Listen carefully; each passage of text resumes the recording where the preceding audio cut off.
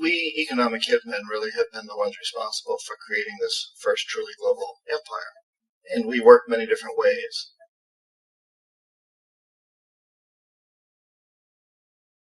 But perhaps the most common is that we will identify a country that has resources our corporations covet, like oil, and then arrange a huge loan to that country from the World Bank or one of its sister organizations. But the money never actually goes to the country. Instead, it goes to our big corporations to build infrastructure projects in that country, power plants, industrial parks, ports, things that benefit a few rich people in that country, in addition to our corporations, but really don't help the majority of the people at all. However, those people, the whole country is left holding a huge debt, and such a big debt they can't repay it, and that's part of the plan. They can't repay it. And so at some point, we economic hitmen go back to them and say, listen, you owe us a lot of money, you can't pay your debt, so sell your oil real cheap to our oil companies. Allow us to build a military base in your country, or send troops in support of ours to someplace in the world like Iraq, or vote with us on the next UN vote to have their electric utility company privatized and their water and sewage system privatized and sold to U.S. corporations or other multinational corporations. So there was that whole mushrooming thing, and it's so typical of the way the IMF and the World Bank work, that you put a country in debt, it's such a big debt it can't pay it, and then you offer to refinance that debt and pay even more interest, and you demand this quid pro quo, which you call a conditionality or good governance, which means basically that they've got to sell off their resources, including many of their social services, their utility companies, their school systems, sometimes their penal systems, their insurance systems, to foreign corporations. So it's a double, triple, quadruple whammy.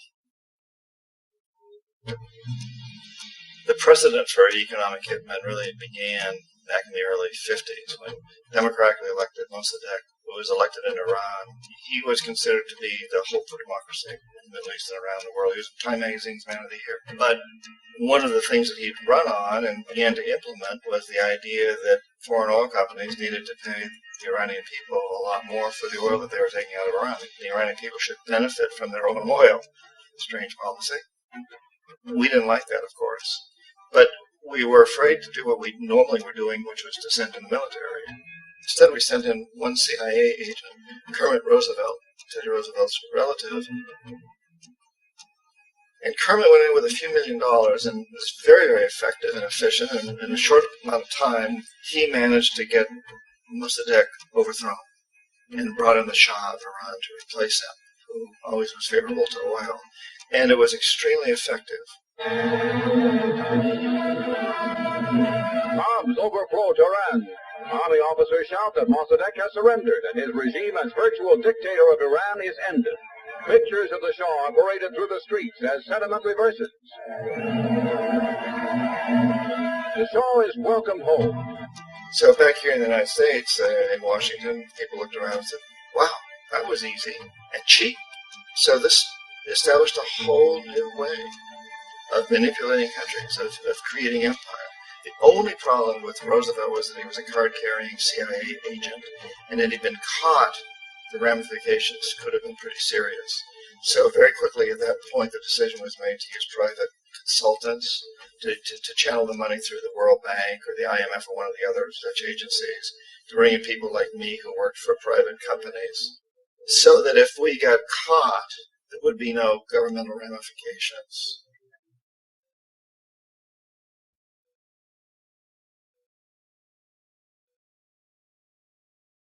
When Arbenz became president of Guatemala, the country was very much under the thumbs of United Fruit Company, the big international corporations. And Arbenz ran on this ticket that said, we want to get the land back to the people. And once he took power, he was implementing policies that would do exactly that, give land rights back to the people. United Fruit didn't like that very much. And so they hired a public relations firm, launched a huge campaign in the United States to convince the United States people, the citizens of the United States, and the press of the United States, and the Congress of the United States, that Arbenz was a Soviet puppet. and that if we allowed him to stay in power, the Soviets would have a foothold in this hemisphere. And that, at that point in time, was a huge fear on everybody's mind, the Red Terror, the Communist Terror. And so, to make a long story short, out of this public relations campaign came a commitment on the part of the CIA and the military to take this man out. And in fact, we did. We sent in planes, we sent in soldiers, we sent in jackals, we sent everything in to take him out, and did take him out. And as soon as he was removed from office, the new guy that took over after him basically reinstated everything to the big international corporations, including United Fruit.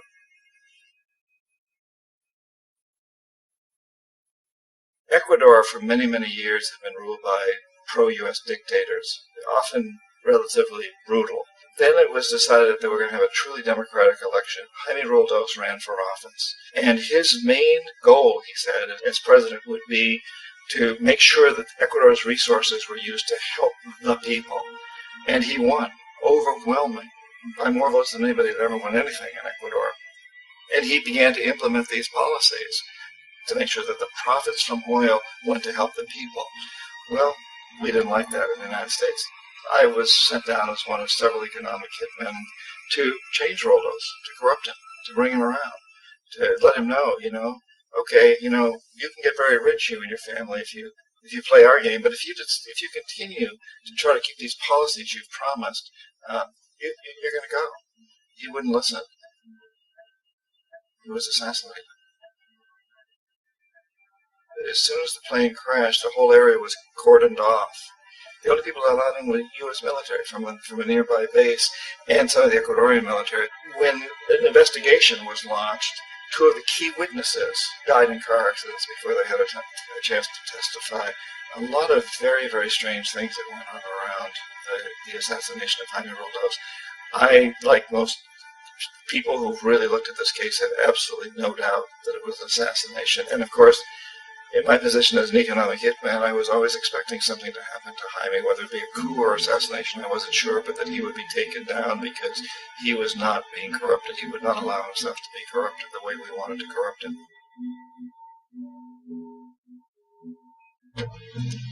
Omar Torrijos, president of Panama, was, one of my favorite people. I really, really liked him. He was very charismatic. He was a guy who really wanted to help his country. And when I tried to bribe him or corrupt him, he said, look, John, he called me Juanito. He said, look, Juanito, I don't need the money. What I really need is for my country to be treated fairly. I need for the United States to repay the debts that you owe my people for all the destruction you've done here. I need to be in a position where I can help other Latin American countries win their independence and be free of this terrible presence from the north that you people are exploiting us so badly. I need to have the Panama Canal back in the hands of the Panamanian people. That's what I want. And so, leave me alone. Don't try to bribe me. It was 1981, and in May, Jaime Roldos was assassinated. And Omar was very aware of this. Torrijos got his family together and he said, I'm probably next. But it's okay, because I've done what I came here to do. I've renegotiated the canal. The canal will now be in our hands. He just finished negotiating the treaty with Jimmy Carter. In June of that same year, just a couple of months later, he also went down in an airplane crash, which, there's no question, was executed by CIA-sponsored jackals.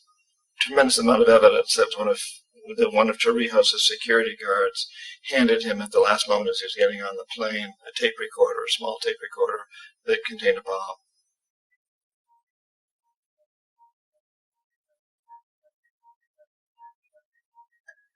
It is interesting to me how this system has continued pretty much the same way for years and years and years, except the economic hitmen have got better and better and better. Then we come up with, very recently, what happened in Venezuela. In 1998, Hugo Chavez gets elected president, following a long line of presidents who had been very corrupt and basically destroyed the economy of the country. And Chavez was elected amidst all that. Chavez stood up to the United States, and he's done it primarily demanding that Venezuelan oil be used to help the Venezuelan people. Well, we didn't like that in the United States.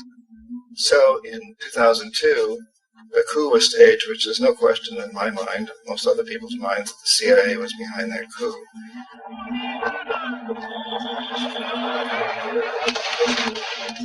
The way that that coup was fomented was very reflective of what Kermit Roosevelt had done in Iran, of paying people to go out into the streets, to riot, to protest, to say this Chavez is very unpopular. You know, if you can get a few thousand people to do that in television, you can make it look like it's the whole country, and things start to mushroom.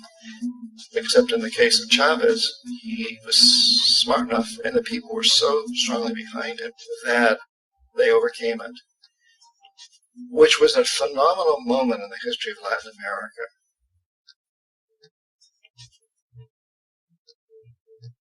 Iraq actually is a perfect example of the way the whole system works. So we economic hitmen are the first line of defense. We go in and we try to corrupt governments and get them to accept these huge loans, which we then use as leverage to basically own them.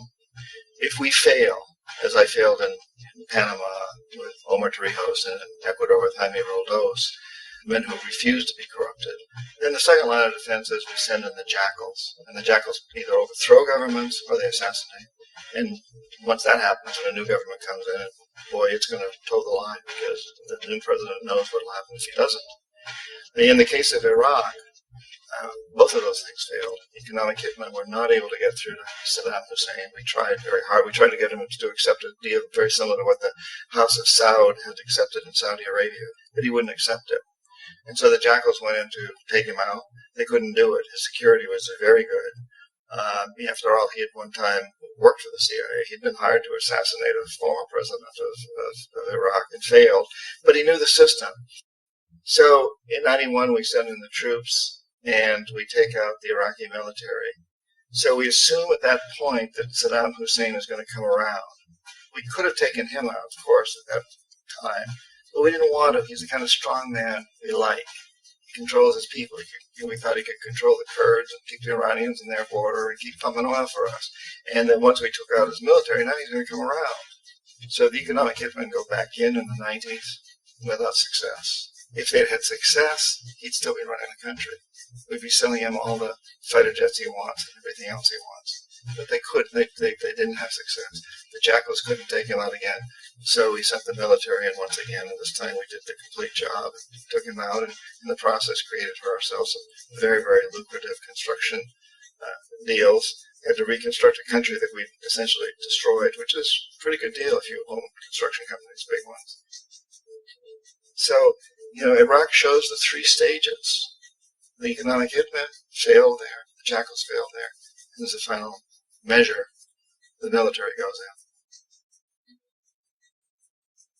in. And in that way, we've really created an empire. But we've done it very, very subtly. It's clandestine. All the empires of the past were built on the military. And everybody knew they were building them. So the British knew they were building it. The French, the Germans, the Romans, the Greeks. And they were proud of it, and they always had some excuse, like spreading civilization, spreading some religion, something like that. But they knew they were doing it. We don't. The majority of the people in the United States had no idea that we're living off the benefits of a clandestine empire, that today there's more slavery in the world than ever before. And then you have to ask yourself, well, if it's an empire, then who's the emperor? Obviously, our presidents in the United States are not emperors. An emperor is someone who's not elected, doesn't serve a limited term, and doesn't report to anyone, essentially. So you can't classify our presidents that way. But we do have what I consider to be the equivalent of the emperor, and it's what I call the corporatocracy. The corporatocracy is this group of individuals who run our biggest corporations, and they really act as the emperor of this empire. They control our media, either through direct ownership or advertising. They control most of our politicians because they finance their campaigns, either through their corporations or through personal contributions that come out of the corporations. They're not elected. They don't serve a limited term. They don't report to anybody. And at the very top of the corporatocracy, you really can't tell whether a person's working for a private corporation or the government because they're always moving back and forth. So, you've got a guy who one moment is the president of a big construction company like Halliburton, and the next moment he's vice president of the United States, or the president who was in the oil business. And this is true whether you've got Democrats or Republicans in the office. You have to moving back and forth through the revolving door. And in a way, our government is invisible a lot of the time, and its policies are carried out by our corporations on one level or another. And then again, the policies of the government are basically forged by the corporatocracy and then presented to the government. They become government policy. So it's an incredibly cozy relationship. This isn't a conspiracy theory type of thing. These people don't have to get together and plot to do things. They all basically work under one primary assumption, and that is that they must maximize profits regardless of the social and environmental costs.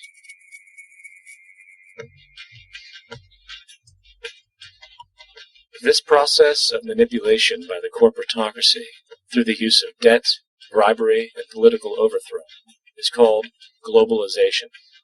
Just as the Federal Reserve keeps the American public in a position of indentured servitude through perpetual debt, inflation, and interest, the World Bank and IMF serve this role on a global scale. The basic scam is simple. Put a country in debt either by its own indiscretion or through corrupting the leader of that country, then impose conditionalities or structural adjustment policies, often consisting of the following. Currency devaluation. When the value of a currency drops, so does everything valued in it. This makes indigenous resources available to predator countries at a fraction of their worth. Large funding cuts for social programs. These usually include education and healthcare, compromising the well-being and integrity of the society, leaving the public vulnerable to exploitation. Privatization of state-owned enterprises. This means that socially important systems can be purchased and regulated by foreign corporations for profit. For example, in 1999, the World Bank insisted that the Bolivian government sell the public water system of its third largest city to a subsidy of the U.S. corporation Bechtel. As soon as this occurred, water bills for the already impoverished local residents skyrocketed. It wasn't until after a full-blown revolt by the people that the Bechtel contract was nullified. Then there is trade liberalization, or the opening up of the economy through removing any restrictions on foreign trade. This allows for a number of abusive economic manifestations, such as transnational corporations bringing in their own mass-produced products, undercutting the indigenous production, and ruining local economies. An example is Jamaica, which, after accepting loans and conditionalities from the World Bank, lost its largest cash crop markets due to competition with Western imports. Today, countless farmers are out of work, for they are unable to compete with the large corporations. Another variation is the creation of numerous seemingly unnoticed, unregulated, inhumane sweatshop factories, which take advantage of the imposed economic hardship. Additionally, due to production deregulation, environmental destruction is perpetual, as a country's resources are often exploited by the indifferent corporations while outputting large amounts of deliberate pollution. The largest environmental lawsuit in the history of the world today is being brought on behalf of 30,000 Ecuadorian Amazonian people against Texaco, which is now owned by Chevron. So today it's against Chevron, but for activities conducted by Texaco. They estimate to be more than 18 times what the Exxon Valdez dumped into the coast of Alaska. In the case of Ecuador, it wasn't an accident. The oil companies did it intentionally. They knew they were doing it to save money out there rather than arranging for proper disposal. Furthermore, a cursory glance at the performance record of the World Bank reveals that the institution, which publicly claims to help poor countries develop and alleviate poverty, has done nothing but increase poverty and the wealth gap, while corporate profits soar. In 1960, the income gap between the fifth of the world's people in the richest countries versus the fifth in the poorest countries was 30 to 1. By 1998, it was 74 to 1. While global GNP rose 40% between 1970 and 1985, those in poverty actually increased by 17%, while from 1985 to 2000, those living on less than $1 a day increased by 18%. Even the Joint Economic Committee of the U.S. Congress admitted that there is a mere 40% success rate of all World Bank projects. In the late 1960s, the World Bank intervened in Ecuador with large loans. During the next 30 years, poverty grew from 50% to 70%. Under or unemployment grew from 15 to 70%. Public debt increased from 240 million to 16 billion, while the share of resources allocated to the poor went from 20% to 6%. In fact, by the year 2000, 50% of Ecuador's national budget had to be allocated for paying its debts. It is important to understand the World Bank is, in fact, a U.S. bank, supporting U.S. interests. For the United States holds veto power over decisions, as it is the largest provider of capital. And where did it get this money? You guessed it. It made it out of thin air through the fractional reserve banking system. Of the world's top 100 economies, as based on annual GDP, 51 are corporations, and 47 of that 51 are U.S.-based. Walmart, General Motors, and Exxon are more economically powerful than Saudi Arabia, Poland, Norway, South Africa, Finland, Indonesia, and many others.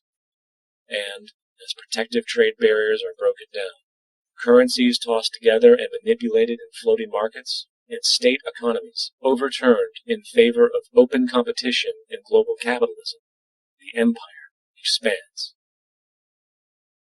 You get up on your little 21-inch screen and howl about America and democracy.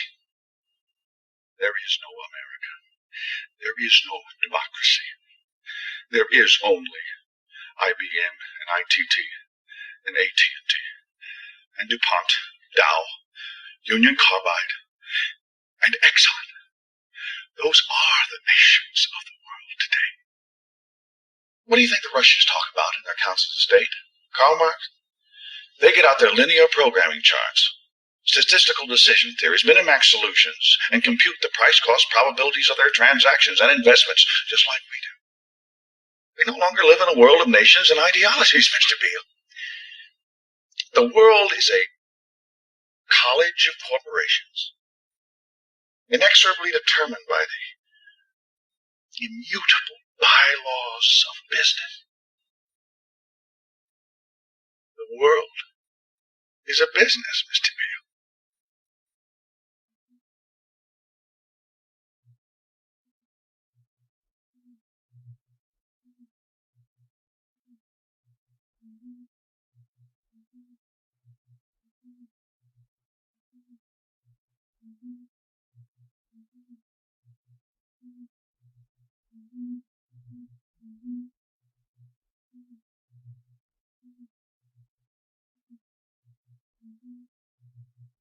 The world is being taken over by a handful of business powers who dominate the natural resources we need to live while controlling the money we need to obtain these resources. The end result will be world monopoly, based not on human life, but financial and corporate power. And as the inequality grows, naturally more and more people are becoming desperate. So the establishment was forced to come up with a new way to deal with anyone who challenges the system. So they gave birth to the terrorist. The term terrorist is an empty distinction, designed for any person or group who chooses to challenge the establishment. This isn't to be confused with the fictional Al-Qaeda, which was actually the name of a computer database the U.S.-supported Mujahideen in the 1980s. In 2007, the Department of Defense received $161.8 billion for the so-called global war on terrorism. According to the National Counterterrorism Center, in 2004, roughly 2,000 people were killed internationally due to supposed terrorist acts. Of that number, 70 were American. Using this number as a general average, which is extremely generous. It is interesting to note that twice as many people die from peanut allergies a year than from terrorist acts. Concurrently, the leading cause of death in America is coronary heart disease, killing roughly 450,000 each year. And in 2007, the government's allocation of funds for research on this issue was about $3 billion. This means that the U.S. government in 2007 spent 54 times the amount for preventing terrorism than it spent for preventing a disease which kills 6,600 times more people annually than terrorism does. Yet, as the name terrorism and Al-Qaeda are arbitrarily stamped on every news report relating to any action taken against U.S. interests, the myth grows wider. In mid-2008, the U.S. Attorney General actually proposed that the U.S. Congress officially declare war against the fantasy. Not to mention, as of July 2008, there are now over 1 million people currently on the U.S. terrorist watch list. These so-called counterterrorism measures, of course, have nothing to do with social protection, and everything to do with preserving the establishment amongst the growing anti-American sentiment, both domestically and internationally, which is legitimately founded on the greed-based corporate empire expansion that is exploiting the world. The true terrorists of our world do not meet at the docks at midnight or scream Allah Akbar for some violent action. The true terrorists of our world wear $5,000 suits and work in the highest positions of finance, government, and business. So, what do we do? How do we stop a system of greed and corruption that has so much power and momentum? How do we stop this aberrant group behavior which feels no compassion for, say, the millions slaughtered in Iraq and Afghanistan, so the corporatocracy can control energy resources and opium production for Wall Street profit?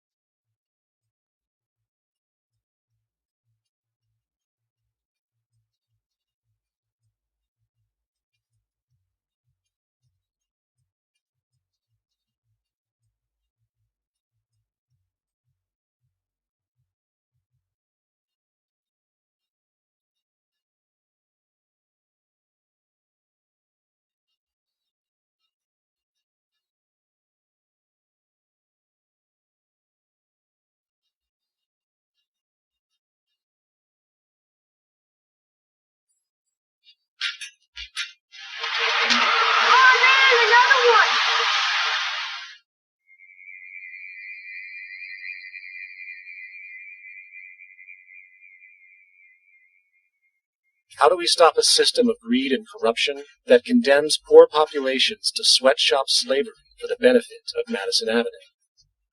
Or that engineers false flag terror attacks for the sake of manipulation? Or that generates built-in modes of social operation which are inherently exploitative? Or that systematically reduces civil liberties, violates human rights in order to protect itself from its own shortcomings? How do we deal with the numerous covert institutions, such as the Council on Foreign Relations, the Trilateral Commission, and the Bilderberg Group, and other undemocratically elected groups, which, behind closed doors, collude to control the political, financial, social, and environmental elements of our lives? In order to find the answer, we must first find the true underlying cause. For the fact is, the selfish, corrupt, power, and profit-based groups are not the true source of the problem. They are symptoms.